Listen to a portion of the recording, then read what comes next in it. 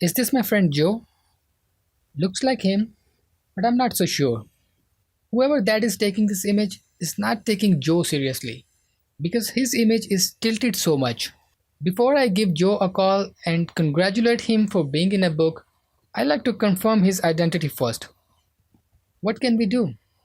Well, we are in Photoshop. And Photoshop, can you do something for us? Wow! Photoshop has just straightened the image for us.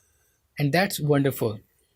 There is some blurriness in the image, but it is clear enough to show me that this is not my friend Joe.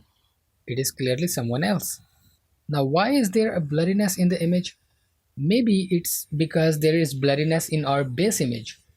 In this video, I will show you a dedicated tool in Adobe Photoshop that can straighten images or text for us that are basically tilted in the base image. So without any delay, let's get started. Open up your image in Photoshop. If you want to download this image and carry along, check the link in the description. The first thing I like to do is to unlock this layer by clicking on this lock icon. Let's just zoom in a bit. Select the perspective crop tool. Now we need to identify four corners for our image or text, whatever it is. In this example, we can clearly see four corners. Let's start clicking on them.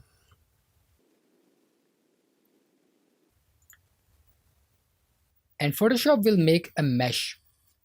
If you like to edit any point, you are free to do so by just clicking and dragging that point.